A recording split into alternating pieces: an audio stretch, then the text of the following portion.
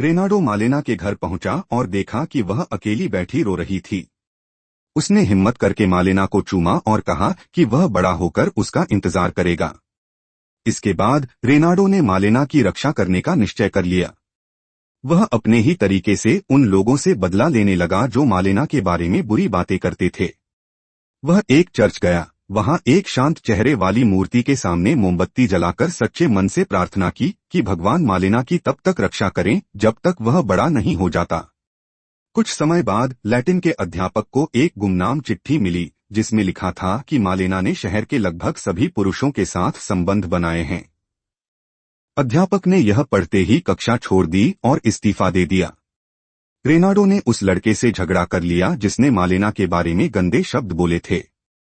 रात को जब उसने फिर से मालेना की झलक पाने के लिए झांका तो देखा कि लेफ्टिनेंट कैदी मालेना के घर में उसके साथ प्रेमालाप कर रहा था। कैदी जब घर से बाहर निकला तो उसकी मालेना के कथित मंगेतर एक दांतों के डॉक्टर से भिड़ंत हो गई। दोनों के बीच लड़ाई हुई और वहां भीड़ जमा हो गई। शहर के लोगों ने इस पूरे विवाद का दोष मालेना पर ही डाल दिया। इसके बाद मालेना ने देखा कि उसके पिता ने घर की कुंडी बदल दी थी। शायद अब वह भी अपनी बेटी पर विश्वास नहीं करता था। डेंटिस्ट की पत्नी ने मालेना पर अपने पति को फंसाने का आरोप लगाया। इसलिए मालेना एक वकील के पास मदद के लिए पहुंची। अदालत में मालेना ने डॉक्टर के साथ किसी भी संबंध से इनकार किया।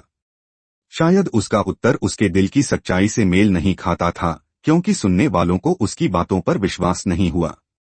इस केस की वजह से लेफ्टिनेंट कैदी को अल्बानिया भेज दिया गया। न्यायाधीश ने उसके जाने से पहले उसका एक पत्र पढ़ा जिसमें लिखा था कि वह और मालेना केवल दोस्त हैं। हालांकि सच्चाई यह थी कि उनके बीच प्रेम जैसा संबंध था। अब उनके दिलों में जलती हुई आग धीरे धीरे बुझ चुकी थी। मालेना की आंखों में चुपचाप कुछ आंसू बह निकले। बाद में वकील ने पूरी कोशिश की और मालेना को निर्दोष साबित किया, लेकिन वकील ने यह सब निस्वार्थ नहीं किया। वह मालेना को पाना चाहता था और इसी वासना में उसने उसका शोषण किया।